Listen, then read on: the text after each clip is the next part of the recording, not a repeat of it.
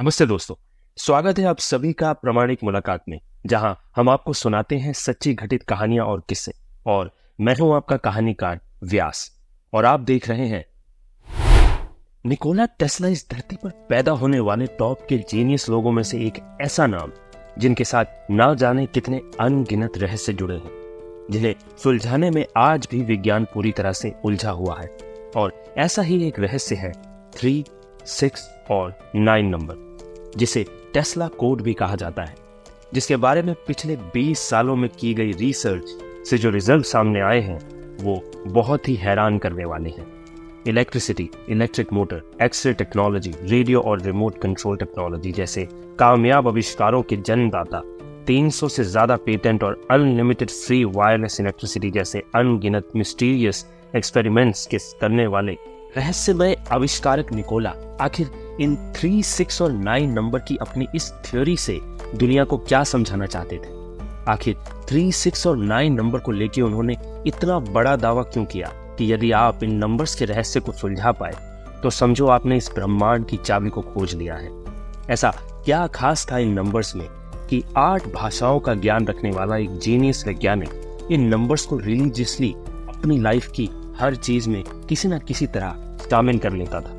किसी बिल्डिंग में एंटर होने से पहले उस बिल्डिंग के 3 चक्कर लगाना, खाने से पहले हर बार अपनी प्लेट को 18 नैपकिन से साफ करना, किसी भी होटल के केवल उसी रूम में रुकना जिसका नंबर 3, 6 या 9 से डिवाइड हो सके। ऐसी ही कुछ आदतें उनके डेली लाइफ का हिस्सा थी और जिसके कारण लोग उन्हें पागल और सनकी भी कहते थे। चलिए खोजते हैं 3, 6 और 9 से जुड़े ब्रह्मांड के उस गहरे रहस्य को जिसकी तरफ निकोला ने इशारा किया था। दोस्तों, विज्ञान आज ये मानता है कि यूनिवर्स की हर चीज के निर्माण में मैथ का इस्तेमाल बहुत ही खूबसूरती से किया गया है। दूसरे शब्द में, मैथ को इंसान ने नहीं बनाया है, क्योंकि मैथ तो इस यूनिवर्स में पहले से ही मौजूद था। इंसान ने तो बस मैथ को केवल खोजा है। जी हाँ, गणित वो भाषा है जिसका इस्तेमाल इस सृष्टि के निर्माण में हर चीज में किया गया है। और सेक्रेट पैटर्न इस ब्रह्मांड की हर चीज में मौजूद वो इंटरेस्टिंग पैटर्न है जिसे द ब्लूप्रिंट ऑफ गॉड भी कहा जाता है। यह है एक सेल। इसे धरती पर मौजूद हर जीव, हर प्राणी के जन्म की शुरुआत इसी एक सेल से होती है। फिर ये एक सेल डबल होकर 2 सेल में कन्वर्ट होता है, 2 सेल 4 में, 4 सेल 8 में, 8 सेल 16 में और 16 सेल 32 में। और ये प्रोसेस ऐसे ही निरंतर चलता रहता है। और अगर हम इस प्रोसेस को मैथमेटिकली अरेंज करें तो हमें ये सीक्वेंस मिलती है। अब इस सीक्वेंस के हर मल्टी डिजिट नंबर को 1 डिजिट में बदलने के लिए हम डिजिटल रूट मेथड का इस्तेमाल करेंगे। और ऐसा करने पर ये सीक्वेंस सामने आती है 1 2 4 8 7 5, 1 2 4 8 7 5, 1 2 4 8 7 5। अनंत तक यही सीक्वेंस मिलती रहती है। और इस प्रोसेस को यदि उल्टा किया जाए, यानी कि 1 का हाफ, फिर हाफ और फिर डिजिटल रूट मेथड से 1 डिजिट में बदलने पर जो सीक्वेंस मिलती है वो भी सेम 1 2 4 8 7 5। लेकिन आश्चर्य, सृष्टि के इतने बड़े प्रोसेस में 3, 6 और 9 गायब है। रिसर्च से ये बात सामने आती है कि इस पैटर्न में आने वाले 1 2 4 8 7 और 5 नंबर 3rd डायमेंशन को रिप्रेजेंट करते हैं। यानी कि यही नंबर एक दूसरे से इंटरकनेक्ट होकर 3rd डायमेंशन वाली दुनिया की रचना करते हैं। और इन नंबर्स के बीच में दौड़ती ये लाइट दर्शाती है कि एनर्जी कभी भी खत्म नहीं होती, बल्कि एक फॉर्म से दूसरी फॉर्म में केवल कन्वर्ट होती रहती है। जैसा कि श्री कृष्ण ने हजारों साल पहले गीता में भी कहा था कि आत्मा यानी एनर्जी कभी मरती नहीं है, वो अमर है। इस पैटर्न में 3, 6 और 9 इसलिए नहीं है क्योंकि 3, 6 और 9 3rd डायमेंशन से भी हायर डायमेंशन वाली दुनिया को रिप्रेजेंट करते हैं। और जब हम 3, 6 और 9 की डबलिंग करते हैं तो रिजल्ट्स और भी हैरान कर देते हैं। 3 और 6 नंबर को डबल या हाफ करते रहने से एंड रिजल्ट 3 6 3 6 3 6 ही मिलता है। लेकिन नंबर 9 यहां भी गायब है। 9 को डबल या हाफ करते रहने से मिलने वाले नतीजे और भी चौंका देते हैं, क्योंकि एंड रिजल्ट हर बार 9 ही मिलता है। हम सभी जानते हैं कि सर्कल 360 डिग्री का होता है, और जब सर्कल को बाइसेक्ट यानी विभाजित करना स्टार्ट करते हैं तो एंगल का एंड रिजल्ट अनंत तक बाइसेक्ट करने पर भी हर बार 9 ही आता है। धरती, चांद और सूर्य के डायमीटर का digital root 9, speed of light का डिजिटल रूट 9, एक दिन में 86,400 सेकेंड, 1440 मिनट और डिजिटल रूट 9। आप कितने भी दिन, हफ्ते या साल ले लो, जब आप सबके मिनट और सेकंड निकालोगे तो उनका डिजिटल रूट 9 ही मिलेगा। 9 के टेबल में डिजिटल रूट 9 ही मिलेगा, यानी कि 9 नंबर इस यूनिवर्स की प्राइम पावर है। इस इमेज में भी 9 नंबर सबसे टॉप में एक किंग की तरह विराजमान है।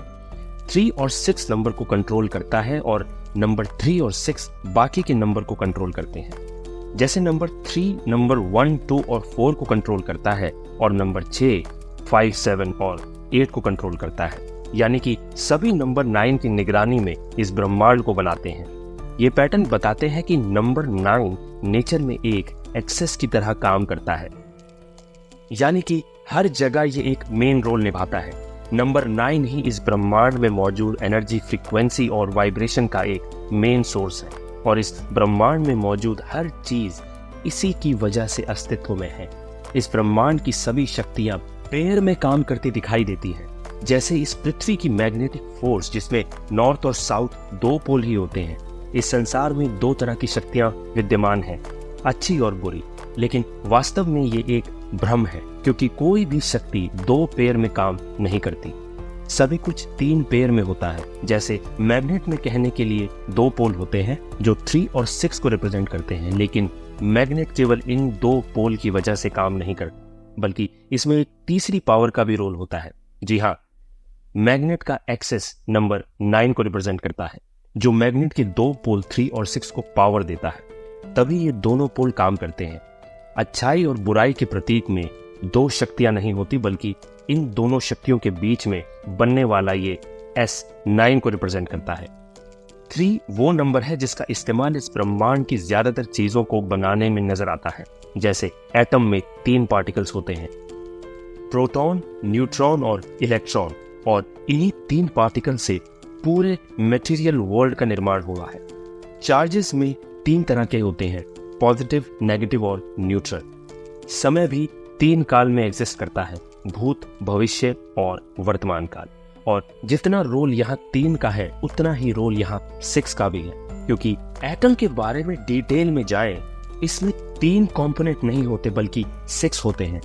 3 पार्टिकल्स और उन पार्टिकल्स में मौजूद 3 तरह के चार्जेस, यानी कि नंबर 3 और 6 पेयर में काम करते हैं, इस ब्रह्मांड का निर्माण करते हैं। और ये सब कुछ होता है नंबर 9 के कंट्रोल में, और नंबर 9 की वजह से ही ये दोनों नंबर यूनिवर्स में क्रिएशन कर पाते हैं, यानी कि नंबर 9 ही सब कुछ है। हर चीज में मौजूद होते हुए भी ये कहीं भी एग्जिस्ट नहीं करता, यानी कि ये नंबर सब कुछ होते हुए भी शून्य के समान है।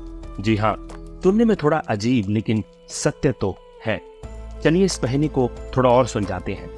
आप कोई भी एक नंबर लीजिए जिसमें नंबर 9 हो या 0 मौजूद हो। अब इसका डिजिटल रूट निकालते हैं। अब हम नंबर 9 की जगह 0 लिखकर इसका डिजिटल रूट निकालते हैं, तब भी वही रिजल्ट मिलेगा। और ये हर उस नंबर के साथ होगा जिसमें नंबर 9 या 0 मौजूद है। ये तो आप जानते होंगे कि 0 को किसी भी नंबर से मल्टीप्लाई करने पर रिजल्ट 0 ही आता है।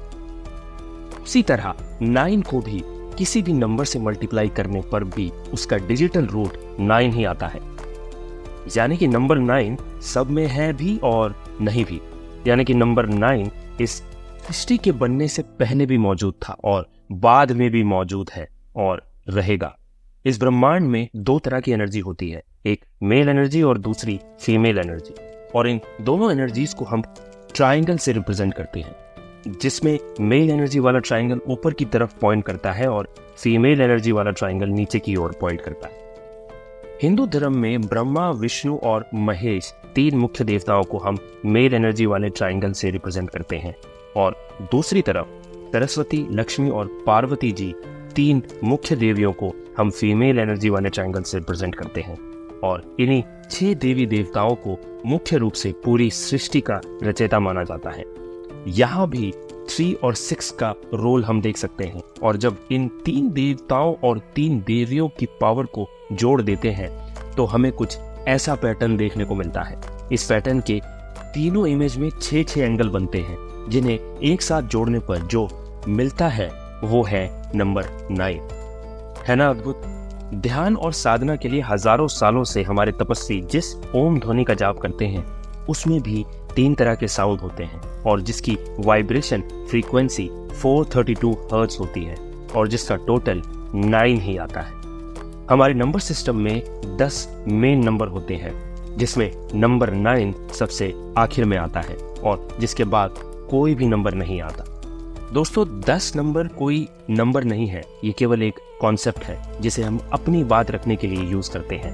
असल में नंबर 9 से ही सब कुछ शुरू होता है और नंबर 9 पर आकर ही सब कुछ खत्म हो जाता है और बीच में आने वाले नंबर भी इसी में विलीन हो जाते हैं।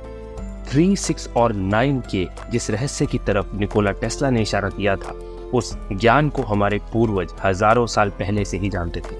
वे जानते थे कि नंबर 9 एक ऐसा फिनिशिंग पॉइंट है जहां आकर सब कुछ खत्म हो जाता है या संपूर्ण हो जाता है। जैसे एक बच्चे को जन्म लेने से पहले माँ के पेट में 9 महीने लगते हैं पूरी तरह से विकसित होने के लिए, यानी संपूर्ण होने के लिए। 9 नंबर के महत्व का उल्लेख वैदिक मैथ में भी मिलता है, जहां इस बात का भी उल्लेख है कि नंबर 9 0 के समान है। लेकिन अफसोस कि हमारे स्कूल कॉलेजेस में ऐसी जरूरी और इंटरेस्टिंग चीजों के बारे में कभी नहीं पढ़ाया जाता। विश्व भर में 3, 6 और 9 का इस्तेमाल करके बने सैकड़ों हजारों धर्मस्थल हो या इजिप्ट के गीजा में ओरिएंट स्टार्स के साथ कोरिलेट करते 3 बड़े और 3 छोटे टोटल 6 पिरामिड, ये सभी इसी ओर इशारा करते हैं कि पुरानी कई सभ्यताएं इन नंबर्स के महत्व को अच्छे से जानती थी। निकोला टेस्ला का कहना था कि My brain is only receiver in the universe. There is a core from which we obtain knowledge, strength and inspiration. यहाँ कोर से उनका इशारा शायद नंबर 9 की तरफ था। निकोला टेस्ला को लॉ ऑफ अट्रैक्शन में काफी विश्वास था और लॉ ऑफ अट्रैक्शन की प्रैक्टिस में वे 3, 6 और 9 नंबर की पावर का इस्तेमाल हमेशा किया करते थे। लेकिन कैसे? ये सीक्रेट रिवील करने से कुछ दिन पहले ही 7 जनवरी 1943 में उनकी मृत्यु हो गई और उनकी मृत्यु के तुरंत बाद उनके सभी सीक्रेट डॉक्यूमेंट्स को यूएस गवर्नमेंट की दी एलियन प्रॉपर्टी ने अपने कब्जे में ले लिया और फिर फ्रीडम ऑफ इंफॉर्मेशन एक्ट के तहत केवल वही डॉक्यूमेंट्स पब्लिक किए गए जिन्हें यूएस गवर्नमेंट करना चाहती थी और उन डॉक्यूमेंट्स में 3, 6 और 9 नंबर से संबंधित सभी डॉक्यूमेंट्स रिवील ही नहीं किए गए, या हो सकता है 3, 6 और 9 नंबर से संबंधित कोई भी डॉक्यूमेंट्स यूएस गवर्नमेंट को मिले ही नहीं। सच्चाई क्या थी दोस्तों, ये कोई भी नहीं जानता, लेकिन 3, 6 और 9 नंबर से संबंधित निकोला टेस्ला का वो सीक्रेट निकोला टेस्ला के साथ ही दफन हो गया, जिसकी खोज आज भी जारी है। तो दोस्तों ये थी आज की कहानी। अगर आपको ये कहानी पसंद आए तो लाइक और शेयर जरूर करें और हमारे चैनल को सब्सक्राइब करना ना भूलें, ताकि आपको ऐसी ही और दिलचस्प कहानियां सुनने को मिलती रहे। मैं हूं व्यास, आपका कहानीकार। अब अगली कहानी तक जिज्ञासु रहिए और सूचित रहिए। धन्यवाद।